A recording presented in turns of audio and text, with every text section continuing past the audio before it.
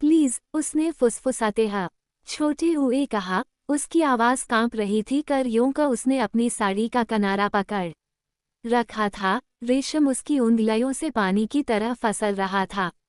मुझे ले लो, बस बस उसे जाने दो। शेयर करें, पुनः कल्पना करें। राक्षस ने अपना सर झुका लिया। उसकी लाल आंखें मंद रोशनी वाले कमरे में अंगारों की तरह चमक रही थीं। उसके होंठ एक मुस्कुराहट में मुड़ गए, जिससे उसके तीखे चमकते दांत दिखाई दे रहे थे। तुम अपनी आत्मा उसके लिए बेच दोगे। एक माँ का प्यार सचमुच मनमोहक होता है। वह करीब आया, उसका विशाल शरीर उस पर छाया डाल रहा था। हवा भारी हो गई, धूप की खुशबू और का छोटे ऊंचा गहरे ज्यादा आदम से उसने मुई कल से नगला। उसका गला सूख गया। उसका बेटा जमीन पर बेहोश पड़ा था। उसकी छाती धीरे धीरे ऊपर नीचे हो रही थी। वो उसे खो नहीं सकती थी। उन सब के बाद नहीं जो उन्होंने सहा था। उसे सुरक्षित रखने के लिए उसने जो त्याग किए थे, उसके बाद नहीं। अपनी साड़ी का पल्लू ठीक करते हैं। छोटे हुए उसके हाथ कांप रहे थे। कपड़ा उसके कंधे से फिसल रहा था। नीचे का ब्लाउज पसीने से भीगा है। छोटे हुआ उसकी त्वचा से चिपका है। छोटे हुआ था। मैं का छोटे ऊंचा भी करूंगी, उसने कहा। उसकी आवाज अब और भी सख्त हो गई थी, हालांकि उसका दिल उसकी छाती में धड़क रहा था। जो भी तुम चाहो। राक्षस की मुस्का छोटे राहत और चौड़ी हो गई, और उसने हाथ बढ़ाया। उसकी पंजों जैसी उंगलियां उसके गालों से टकराईं। वह सहर उठी, पर पीछे नहीं हटी। क छोटे ऊंचा भी, उसने धीमी और मखमली आवाज में फुसफुसाया। तुम्हें पता भी नहीं है कि मैं करया चाहता है। बड़ी हुआ, उसने अपनी आंखें बंद कर ली, खुद को सथर रखने की कोशिश की, जबकि उसका हाथ उसकी गर्दन पर लुढ़क रहा था। उसके स्पर्श से उसकी रीढ़ में सिहरन दौड़ रही थी। मुझे परवाह नहीं, उसने झूठ बोला। उसकी आवाज मुई कल से सुनाई दे रही थी। बस बस उसे जीने दो। योजक चिन्ह योजक चिन्ह योजक चिन्ह। ये घंटों पहले शुरू हुआ। छोटे हुआ था, हालांकि ऐसा लग रहा था जैसे एक जमाना बीत गया हो। वो रसोई में खाना बना रही थी, तभी हवा बदल गई। मोमबत्तियां टमटमाने लगी, और तापमान अचानक गिर गया, जिससे पूरे कमरे में ठंडक फैल गई। वह मुड़ी, उसका दिल तेजी से धड़क रहा था, और वह वहां था। राक्षस वह कहीं से प्रकट हो गया था। उसकी उपस्थिति ने उस छोटी सी जगह को एक दमनकारी ऊर्जा से भर दिया था। उसका बेटा लवंग रूम में अपनी परीक्षाओं की तैयारी कर रहा था, खतरे से बेखबर। उसने चीखने, उसे आगाह करने की कोशिश की, लेकिन कोई आवाज नहीं निकली। राक्षस ने बस एक हाथ उठाया था, और उसका बेटा गिर पड़ा था। उसका शरीर कसी कटी है, छोटी हुई कठपुतली की तरह जमीन पर गिर पड़ा था। तुम्हारे बेटे की आत्मा मेरी है, राक्षस ने कहा था। उसकी आवाज सन्नाटे में गूंज रही थी। लेकिन शायद हम एक सौदा कर सकते हैं, उसने गड़गड़ाया। मन नते की अपना सबका छोटे ऊंचा दे दया, पैसा, गहने, यहाँ तक का अपनी जान भी। लेकिन राक्षस सफ हंसा था, एक गहरी गड़गड़ाहट भरी आवाज जिससे उसकी रूह कांप उठी थी। मुझे तुम्हारे गहने नहीं चाहे, उसने कहा था। उसकी आंखें उस पर गड़ी है, छोटी हुई थीं। मुझे तुम चाहे। योजक चिन्ह योजक चिन्ह योजक चिन्ह। अब उसके सामने खड़ी होकर उसने उसकी निगाहों का भार कसी शारीरिक स्पर्श की तरह महसूस किया। उसका हाथ नीचे की ओर बढ़ा, उसके कॉलरबोन के वक्र को छूता है। छोटे हुआ फर उसके ब्लाउज के किनारे के नीचे सरक गया। वह हाँफने लगी, उसकी सांसें अटकने लगी जब उसकी उंगलियां उसकी त्वचा से छू गईं। उसकी साड़ी का कपड़ा अचानक घुटन भरा। बह छोटे ऊता कसा। छोटे हुआ बह छोटे ऊता भारी सा लगा। नंगे हो जाओ, उसने आदेश दिया। उसकी आवाज धीमी लेकिन दृढ़ थी। जैसे ही उसने पल्लू को कंधे से नीचे उतारा, उसके हाथ कांपने लगे।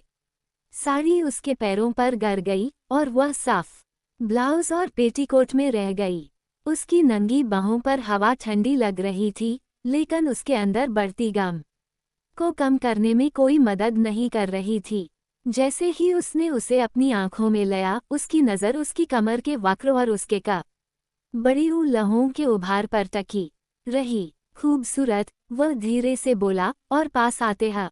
छोटे हुए बोला। उसके हाथों ने उसकी कमर को पकड़ लिया और उसे अपनी ओर खींच लिया।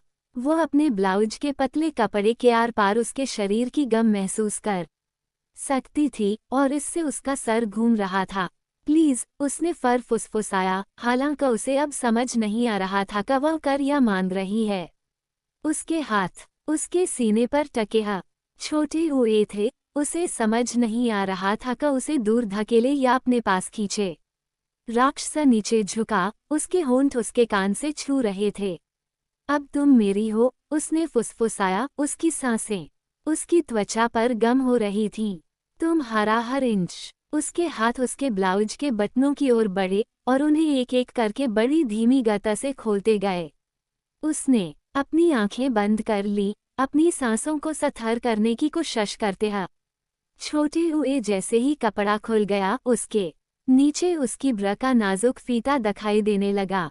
उसकी उंगलियां फीता के किनारे को छू रही थीं, जिससे उसके शरीर में बिजली का झटका सा दौड़ गया। तुम कांप रही हो, उसने कहा, उसकी आवाज में मजाक था। कर या तुम डर रही हो? उसने अपना सर हिलाया, हालांकि ये झूठ था। वह डरी है, छोटी हुई थी उससे, इस बात से कि वह कर या कर सकता है, इस बात से कि वह उसे कर या करने दे रही है। लेकिन उससे भी ज्यादा उसे इस बात का डर था कि अगर ये और आगे बढ़ा तो उसे कैसा लगेगा। तभी राक्षसा के होंठ उसके होंठों से मल गए और आगे कोई विचार ही नहीं रहा। उसका चुंबन मांगलिक अधकारपूर्ण था और वह न चाहते ह छोटे हुए भी उसमें घुल गई। जैसे जैसे वह चुंबन गहराता गया, उसके हाथ उसके बालों में उलझते गए, उसकी जीभ से रगड़ खाती रही। वह उनके बीच बढ़ती गम को महसूस कर सकती थी, एक आग जो उन दोनों को भस्म करने की धमकी दे रही थी।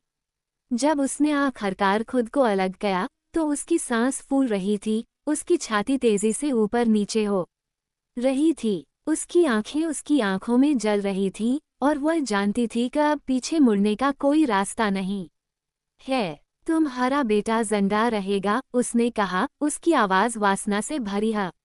छोटी हुई थी, लेकिन तुम मेरी हो। उसने सर हिलाया, उसके हाथ उसके पेटीकोट के कमरबंद पर चले गए और वह बोल नहीं पा रही थी। इसे PDF प्रारूप में बदलें।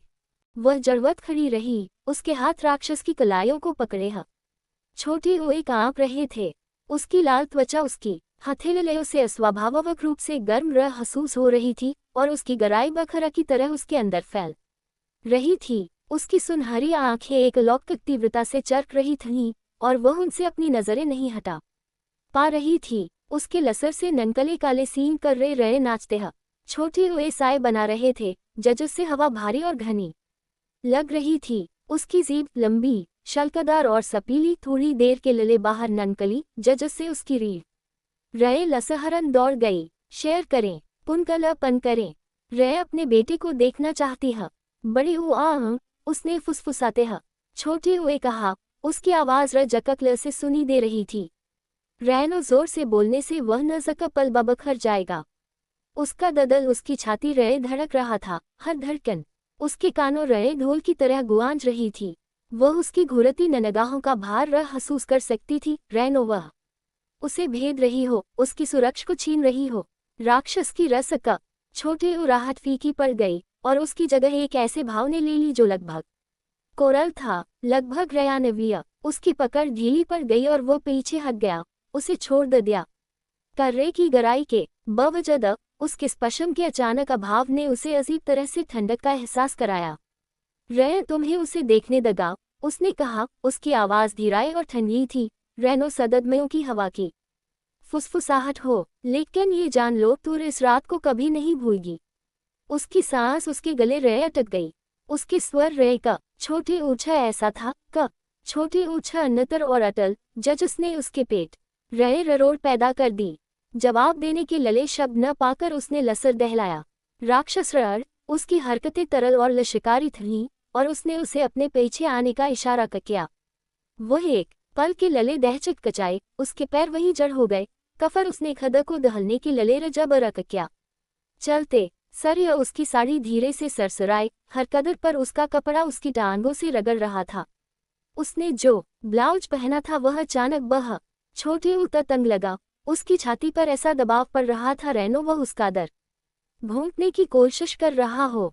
उसने उसे ठीक करने के लिए हाथ बढ़ाया। उसकी उंगलियां नज़ का बटनों से उलझ रही थीं, लेकिन उसने खद को रोक लिया। अब नियंत्रण पाने की कोशिश करने का कोई रतलब नहीं था। वे घर के धुंधल गलियारों से गुजर रहे थे। हर कदर के साथ हवा और ठंडी होती जा रही थी। उसके बगल रहे उस राक्षस की उपजस्थनत उसे भारी लग रही थी। उसका ववशाल शरीर एक ऐसी परछाई बना रहा था रेनो रोशनी को नंगल रहा हो। वह महसूस कर सकती थी कि उसकी आंखें उस पर हैं, उसकी हर हरकत पर नजर रख रही हैं, और इससे उसकी त्वचा डर और कक्सी और चीज के एक अजीब से लशरन से लसहर उठी। का छोटे ऊंचा ऐसा जज से वह स्वीकार नहीं करना चाहती थी। जब वे उसके बेटे के कर्रे के दरवाजे पर छोटे आचे तो वह रुक गई। उसका हाथ हैंडल पर था। उसे देखने के वविचार से, ये जानने के वविचार से शायद यह आखिरी बार होगा, उसका ददल दख रहा था। उसने एक गहरी सांस ली, खद को संभाला और दरवाजा खोल दिया। उसका बेटा बस्तर पर लेटा था। उसका चेहरा पीला और जस्तर था। उसकी छाती उथली सांसों के साथ ऊपर नीचे हो रही थी। वह बह छोटे उतर छोटा बह छोटे उतर कर जोर लग रहा था, और ये देखकर उसका ददल कफर से टूट गया। वह दौड़कर उसके पास गई, बस्तर के पास घुटन के बल बैठ गई और उसका हाथ अपने हाथ ले लिया।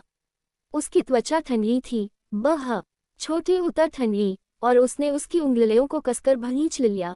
रेनो वह कक्सी तरह अपनी गरामाहट उस तक छोटे ओ आ जा सके।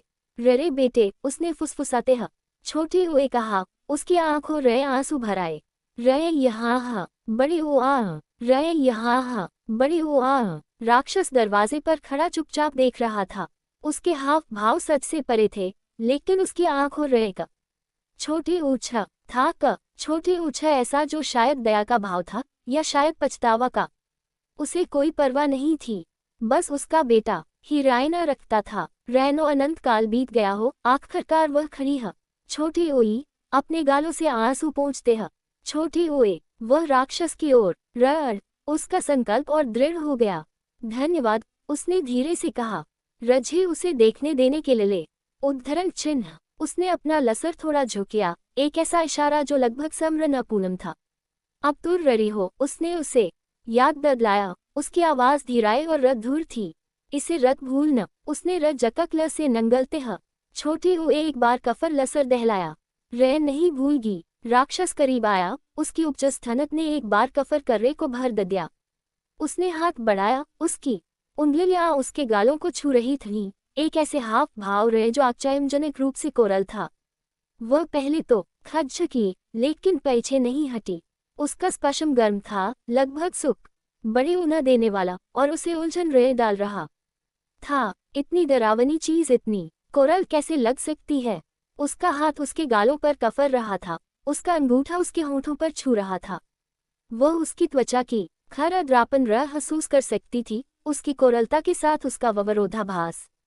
उसकी सुनहरी आंखें, उसकी आंखों रह गई छोटी हुई थीं, और वह खद को दर देखने रे असर पा रही थी।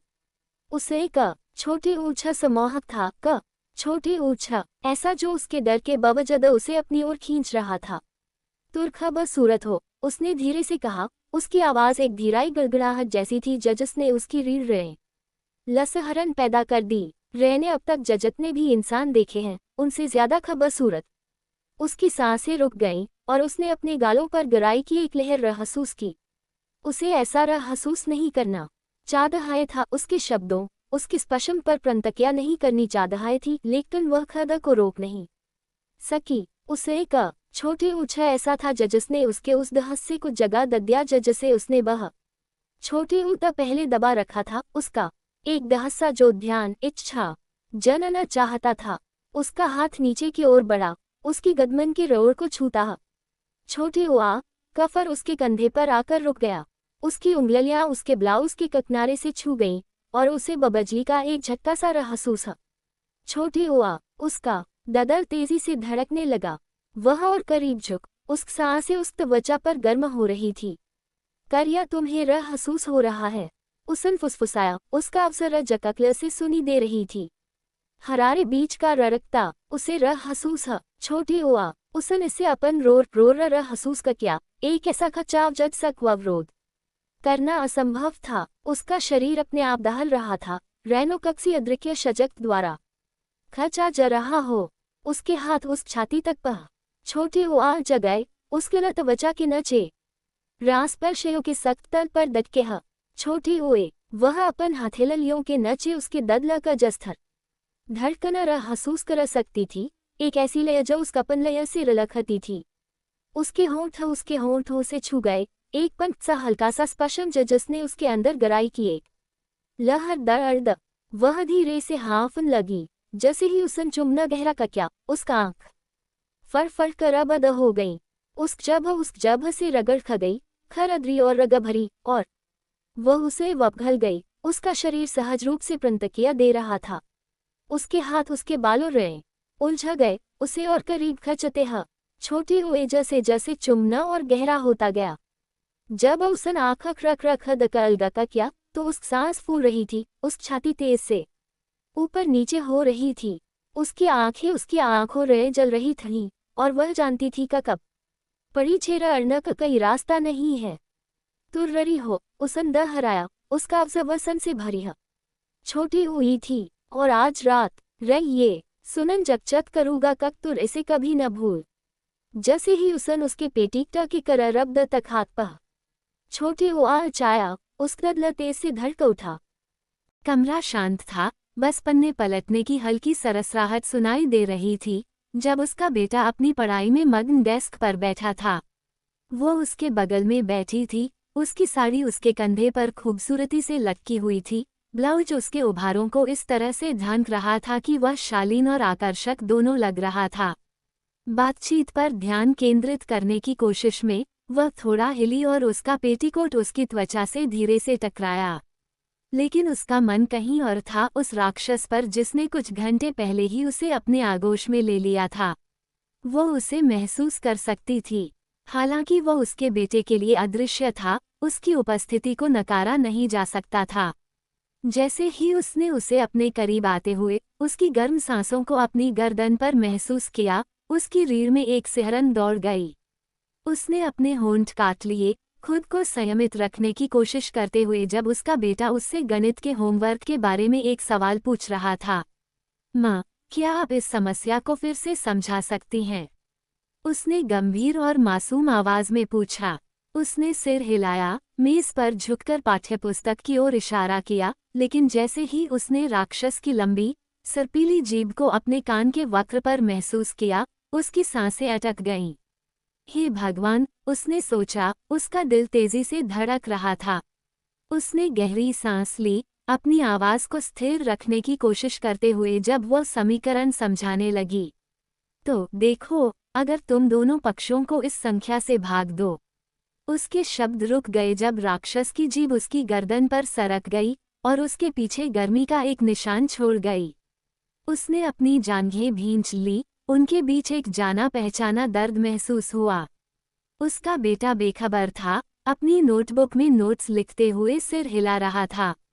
राक्षस के हाथ भी शामिल हो गए, अदृश्य लेकिन बहुत ही वास्तविक, जब वे उसकी कमर पर सरक रहे थे, उसके ब्लाउज के किनारे को छेड़ रहे थे।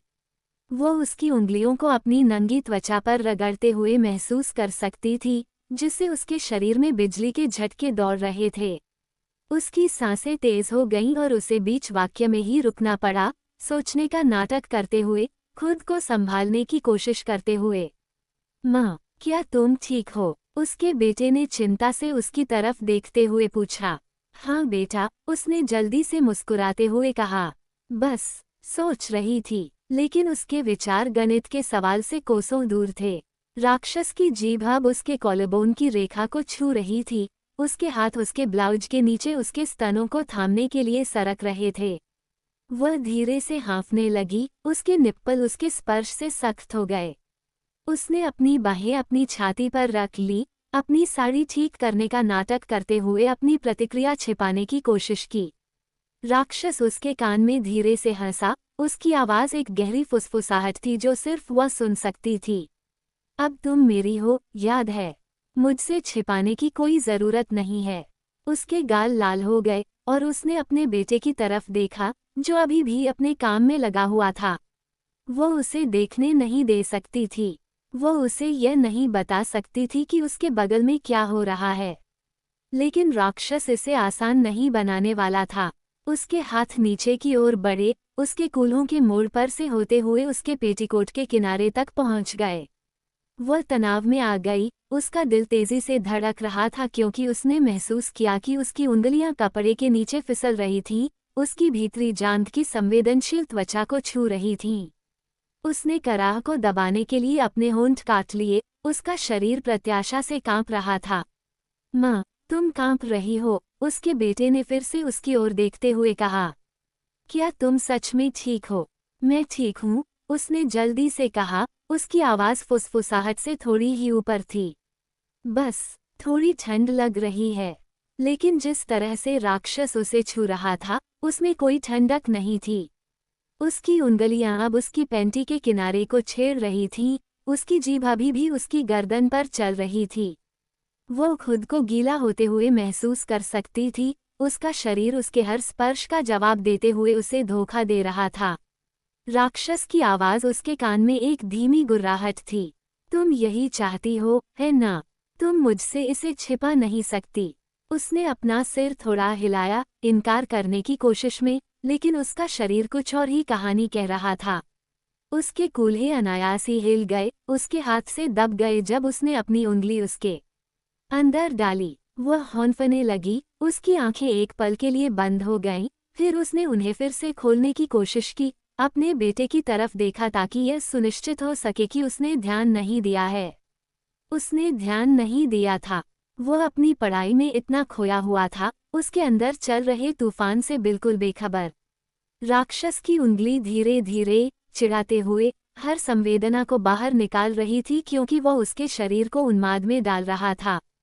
वो खुद को उसके चारों ओर कसता हुआ महसूस कर सकती थी, उसकी सांसें छोटी, उथली सांसों में आ रही थीं क्योंकि वह चुप रहने की कोशिश कर रही थी।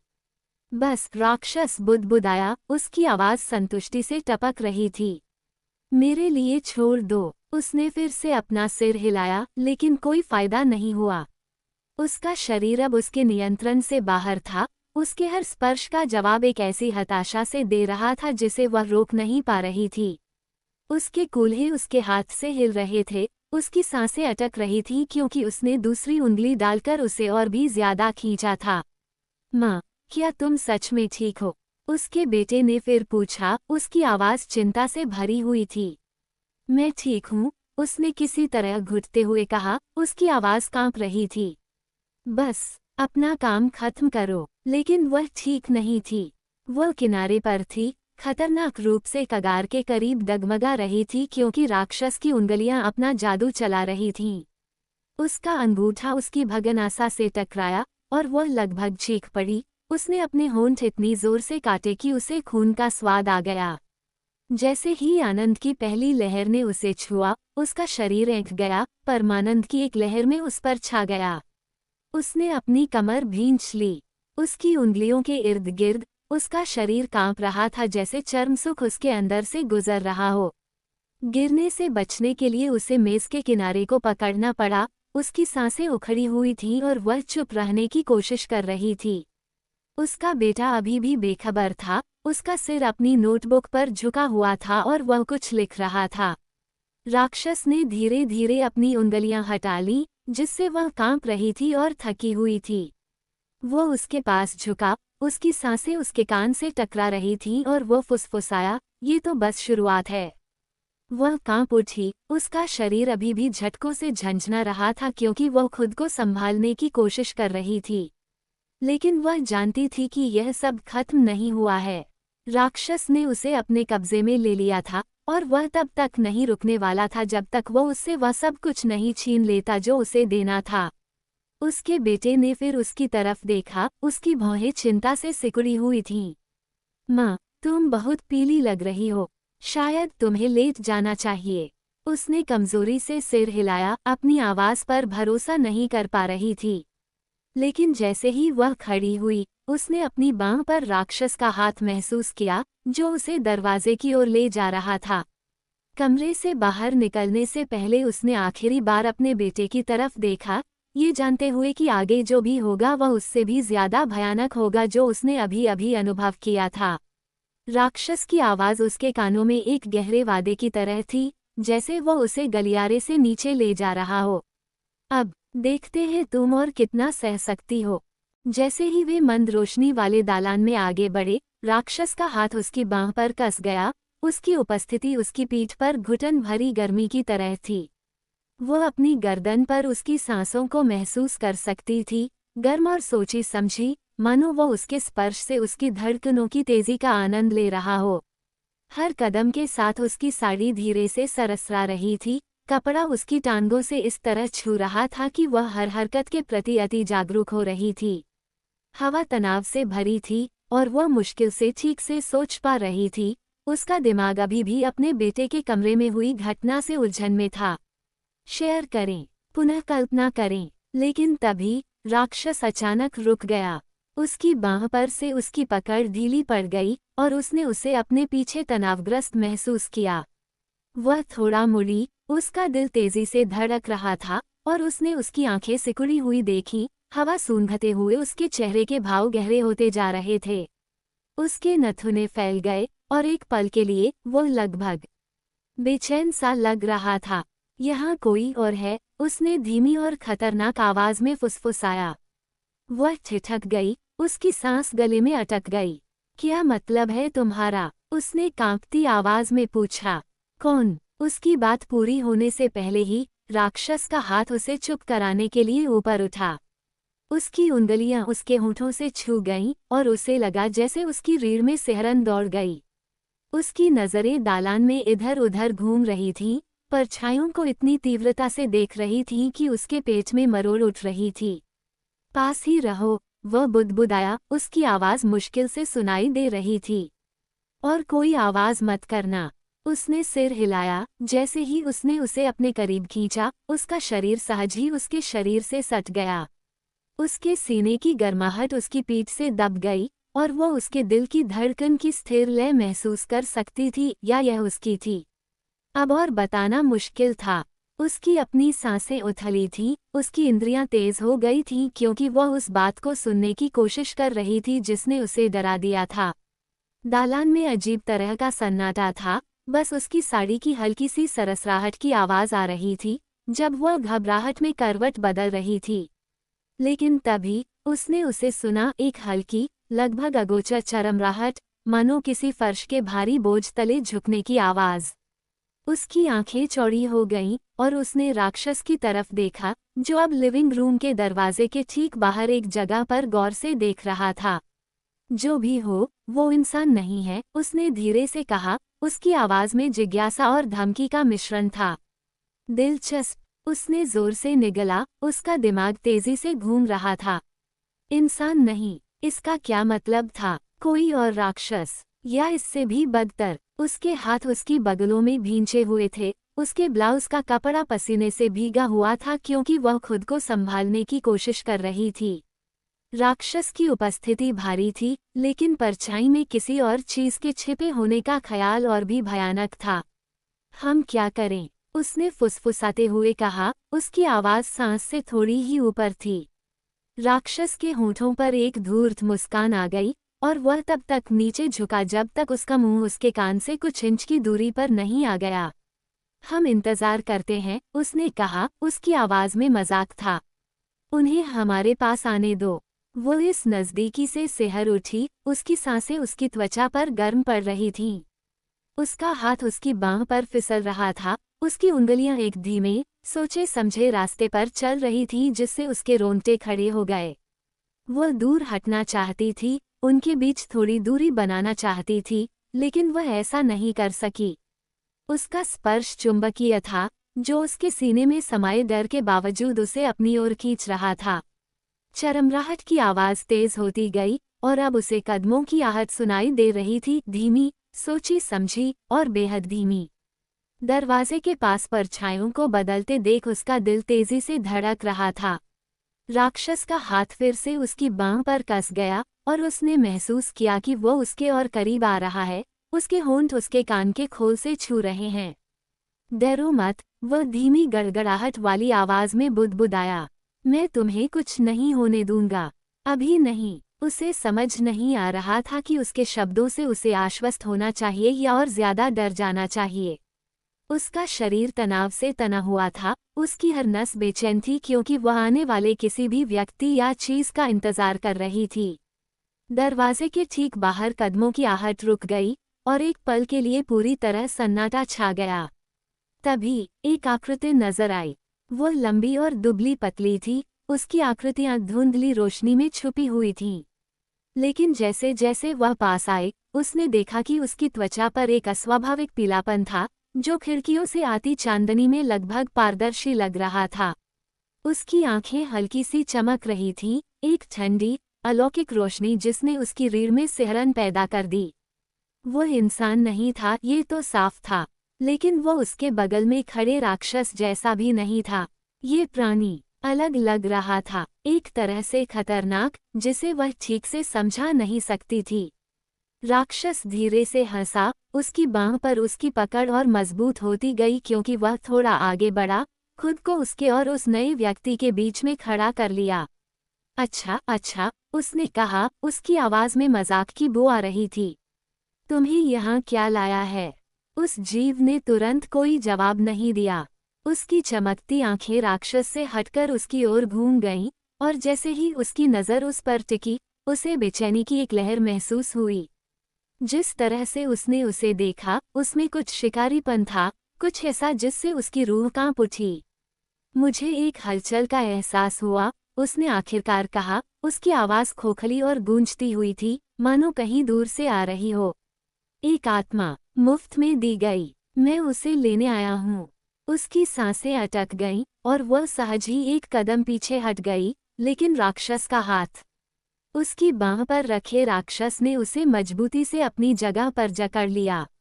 वो फिर से हंसा, एक धीमी, खतरनाक आवाज जिसने उसकी रीढ़ में सिहरन पैदा कर दी। बहुत देर हो चुकी है, उसने आत्मसंतुष्ट स्वर में कहा। ये तो मेरा हो चुका है। उस जीव की आंखें सिकुड़ गईं, और वो एक कदम और करीब आ गया, उसकी हरकतें बेहद सहज थीं। जो तुम्हारा नहीं है उसे तुम नहीं रख सकते, उसने कहा, उसकी आवाज़ ठंडी और अडिग थी। राक्षस की उसकी बांह पर पकड़ लगभग दर्दनाक तरीके से कस गई, और वह दबाव से सिहर उठी। लेकिन फिर उसने उसे अचानक छोड़ दिया, और उस जीव से सीधे मिलने के लिए आगे बढ़ा। वह थोड़ा पीछे हट गई, दोनों जीवों का आमना सामना होते देख उसका दिल तेजी से धड़क रहा था। सावधान, राक्षस ने धीमी और खतरनाक आवाज में कहा। तुम मेरे इलाके में घुसपैठ कर रहे हो। उस जीव ने अपना सिर थोड़ा झुकाया, उसकी चमकती आंखें फिर से उसकी ओर घूम गईं। और तुम अपनी समझ से परे के मामलों में दखल दे रही हो, उसने जवाब दिया। यह आत्मा तुम्हारी नहीं है। उनके बीच की हवा तनाव से चटक रही थी, और वह उसके भार को अपनी छाती पर दबा हुआ महसूस कर सकती थी।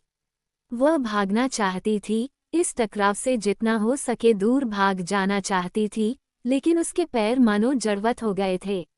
उसकी साड़ी उसकी गीली त्वचा से चिपकी हुई थी, और वह अपनी सांसों को स्थिर करने की कोशिश करते हुए अपने ब्लाउज के कपड़े को अपनी पीठ से चिपका हुआ महसूस कर सकती थी। राक्षस के होंठों पर एक मुस्कुराहट आ गई, और उसने एक और कदम आगे बढ़ाया, जिससे उसके और उस जीव के बीच की दूरी कम हो गई। तुम्हें लगता है कि तुम उसे मुझसे छीन सकते हो? उसने चुनौती से भरी आवाज में पूछा। आगे बढ़ो, कोशिश करो। जीव तुरंत नहीं हिला, उसकी चमकती आंखें राक्षस और उसके बीच घूम गईं, और एक पल के लिए उसे लगा कि वह पीछे हट जाएगा।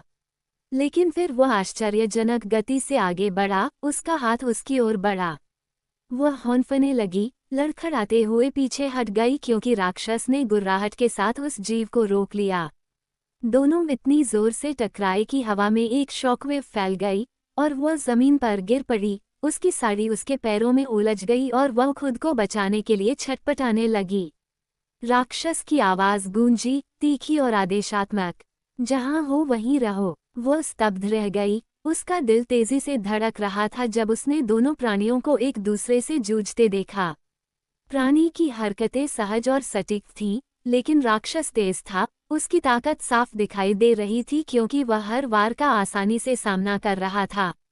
उनके आसपास की हवा ऊर्जा से झिलमिला रही थी और वह जहां बैठी थी वहीं से उनके टकराव की गर्मी महसूस कर सकती थी। लेकिन तभी उस प्राणी ने एक ऐसा वार किया जिससे राक्षस लड़खड़ाकर पीछे हट गया। वो फिर से उसकी ओर मुड़ा, उसकी चमकती आंखें उसकी आंखों से टकरा गईं और वह आगे बढ़ने लगा। उसने चीखने की कोशिश की, लेकिन कोई आवाज नहीं निकली। उसका शरीर डर के मारे वहीं जम गया। जैसे ही वह प्राणी उसकी ओर बढ़ा, उसका हाथ उसके चेहरे से कुछ इंच की दूरी पर था जब राक्षस उसके पीछे एक धुंधली गति में प्रकट हुआ। बस वह गुर्राया, उसकी आवाज में शक्ति गूंज रही थी। उसने उस जीव की गर्दन पकड़ी और उसे इतनी जोर से दीवार पर पटक दिया कि पूरा घर हिल गया। जीव उसकी पकड़ से छूटने के लिए छटपटाता हुआ दर्द से कराह उठा, लेकिन राक्षस डटा रहा। उसकी आंखें गुस्से से धधक रही थीं। तुम्हें दूर रहना चाहिए था, उसने कहा। उसकी आवाज ठंडी और जानलेवा थी। जीव की चमकती आंखें आखिरी बार उसकी आंखों से टकराईं, इससे पहले कि राक्षस ने अपनी पकड़ मजबूत की और रुको, वह अचानक चिल्लाई, खुद भी हैरान। राक्षस रुक गया, अपनी भौहें उठाकर कंधे के ऊपर से उसे देखा। क्या है? उसने अधीर स्वर में पूछा। वो एक पल के लिए झिझकी, फिर बोली। उसकी आवाज कांप रही थी लेकिन दृढ़ थी। इसे मत मारो। जैसे ही राक्षस उस जीव की ओर मुड़ा, उसके होठों पर एक मुस्कुराहट आ गई। क्यों नहीं? उसने मजाक करते हुए पूछा। उसने गहरी सांस ली। उसका मन शब्दों को ढूंढने की कोशिश में तेजी से दौड़ रहा था। क्योंकि मैं जानना चाहती हूँ कि यह मेरे लिए क्यों आया है। राक्षस मंद मंद हंसा। जीव पर उसकी पकड़ थोड़ी मजबूत हो गई। उत्सुक छोटी सी चीज है ना? उसने कहा। उसकी आवाज में मजाक टपक रहा था। जीव की चमकती आंखें फिर से उसकी आंखों से टकरा गईं और एक पल के लिए उसे लगा कि उसने उसकी निगाहों में कुछ टिमटिमाता हुआ देखा है, लगभग इंसानी। बताओ, उसने धीरे से कहा। उसकी आवाज फुसफुसाहट से थोड़ी ही ऊपर थी। तुम मेरे लिए क्यों आए हो? जीव बोलने से पहले एक पल के लिए झिझका। उसकी आवाज खोखली और एक बार फिर गूंज उठी। क्योंकि तुम्हारी आत्मा खास है। उसके शब्दों से उसकी सांसें उसके गले में अटक गईं। खास, इसका क्या मतलब था? इससे पहले कि वह कुछ और पूछ पाती, राक्षस ने धीमी गड़गड़ाहट के साथ बीच में ही टोक दिया। बस, बहुत हो गया, उसने कहा। उसका स्वर अंतिम था। उसने उस जीव की गर्दन पर फिर से अपनी पकड़ मजबूत कर ली और इस बार कोई हिचकिचाहट नहीं थी। एक घिनौनी खड़खड़ाहट के साथ उसने उसकी गर्दन तोड़ दी और उसके बेजान शरीर को ऐसे एक तरफ फेंक दिया जैसे वह कुछ भी न हो। वह जमीन पर पड़े उस मुड़े हुए शरीर को घूर रही थी। उसका मन अभी अभी जो हुआ था उससे चकरा रहा था। राक्षस ने मुस्कुराते हुए उसकी ओर देखा। उसकी आंखें संतुष्टि से चमक रही थीं। अब उसने एक बार फिर उसके करीब आते हुए कहा, हम कहाँ थे?